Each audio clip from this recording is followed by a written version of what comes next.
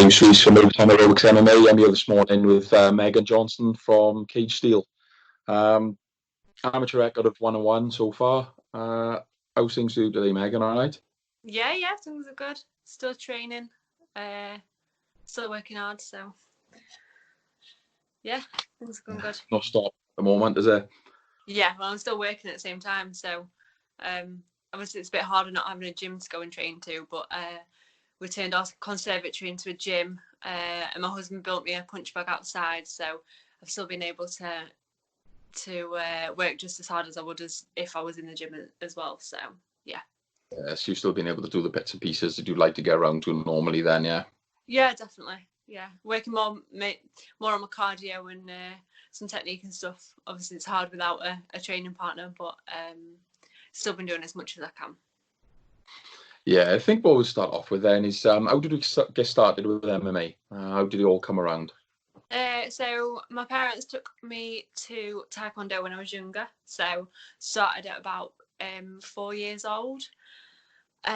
So from doing Taekwondo, we moved to like kickboxing. So I did a mix between the two, and then I went quite far with kickboxing. So I fought in Germany when I was 13 for Team England, and then when I got back from there, I think I kind of got into the wanting to go out with my friends and stuff like that. So I quit for about 5 years. Went back briefly when I was about 18, and then I went to uni, so I stopped training again.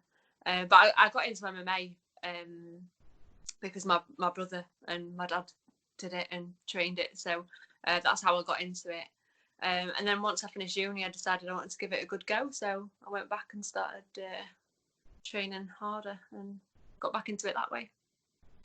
Yeah, so very much a kickboxing and taekwondo background then, yeah? Yeah, absolutely, yeah.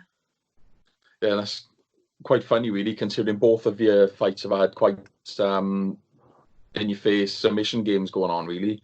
Yeah. Obviously, you got the armbar victory on your debut against Amy Durwans. Yeah. How did that whole thing feel to go in there? Obviously, you got the nerves of making your first appearance and to come away with the win, especially with it was a bit of a strange ending as well, really, wasn't it? It's the way it all came about. Yeah, so I mean, I was really, really nervous before. Me and Amy were supposed to fight on a much smaller show, Risk in May, and unfortunately she had to pull out 4 or 5 days before. So we didn't end up fighting, which is why it was rescheduled for Cage Steel in July. And obviously it was a much bigger show, so I was probably a lot more nervous than I were to originally begin with. But I'd worked hard. I'd lost it. I was a lot bigger, so I'd lost about 10 kilos to fight Amy. So yeah, going in, I felt really nervous. But once I was in there and it was going, I felt quite calm. Even when, I mean, the first 2 rounds, she definitely had more control and stuff. But I didn't at all the whole time feel out of my comfort zone or anything like that. I just kept thinking, just keep going. Like, I wasn't worried. And then after the second round, I went to the corner, and in my corner was my dad and my brother, and then one of my other trainers. And my brother basically just says to me, "You need to go all out now. You need to do something, because otherwise you've lost." And I think from there, my mindset was just like, right, now's the time to go. And that's what I did. And I think I was just too strong for her in the 3rd round. I mean, she was talking in it as well a little bit. So when we kind of had the hip toss / fall sort of thing, she was like, I could hear her corner talking to her, and she was like, she's too strong. So from there, I knew I'm too strong for her. Like, just keep going. And a couple of weeks before, in an interclub, I'd got this other girl in the exact same submission. And it's a submission I quite often go to in training. I really like that submission. I don't think Amy's come across it before. Well, she didn't seem to anyway. So I had her arm trapped with in my leg, and I was kind of pulling it like an arm bar. And she was screaming, which is obviously why they called the fight, which I think everyone a little bit confused with after, but it's a verbal submission, and she was screaming. So that was it, really. Yeah, that was why the ref stepped in, when I know a lot of people said about it, like the comments on YouTube and things. People's like, well, she didn't tap, and like a lot of people don't realize that that's not necessarily the needed requirement. And it was sort of said that she was screaming. Obviously, then you go into your second fight at Almighty 16, I think it was, against Summer Onley. Yeah. Another, unfortunately, this time you come out on the wrong end of a armbar. Sort of a real fast-paced opening to the fight then. You was both going at it, a lot of cage work going on. Yeah. And then when he finally got to the floor, then obviously the armbar come around. What do you sort of feel going through all that? I was absolutely devastated after the fight. I'm not gonna lie. I took it really to heart. I was really devastated, especially with it being my first proper MMA loss. It was fast paced, and I came out of it, and I knew I were too small for that weight category, and it was a little bit harder because I already knew I've lost a lot of weight. Like, I was a lot bigger a year ago. I was coming on 74, 75 kilos. So I wanted to lose weight mainly for me, but mainly to get back into MMA properly as well. And I just don't think I've hit my full potential yet. I've still got a bit of weight to go. So after that fight, I knew I had to come down a weight category to benefit me, really. Because I think I'm a strong girl anyway. I work hard and I am strong, and I think I could be even better and even stronger at the 57 kilos. So yeah, it was a good fight with someone. I really enjoyed it, and technically she was really, really good. And yeah, but I took it really badly at first, but I was straight back in the gym that same week and straight back training. I had an injury, so I had to work around that. Really injured my arm, so I couldn't really do much rolling or anything, so I just worked on what I could work on. But unfortunately, I was going to ask if you got injured, because I mean, obviously it did look like your arm sort of went completely the wrong way. But you didn't seem to show signs of it after, though. You still seemed okay in yourself, so I wasn't sure if it was actually an injury or not. Yeah, no. So it completely bent the wrong way, and you can see on the video it did as well. And afterwards, I think because of all the adrenaline and everything, I was just like, "Oh, I'm fine." And because everyone's kind of fussing over you, like I'm not a fussy person anyway, so I'm just like, "Yeah, I'm fine. Go away." Like I'm fine. And then the next day, I was like, "Oh." More so when you just straighten it, it was really straining, and I couldn't really put much weight on it. So yeah, it was injured. It took a few weeks to go back to normal, but I just concentrated on what I could do rather than what I couldn't. Yeah. So was it like more ligament damage? Was it rather than dislocation or anything? Yeah, I don't think it was dislocated. I think it was more just ligaments. So it was just a case of letting it heal and doing some exercises with it and stuff. But yeah, I did take it to heart though, and it.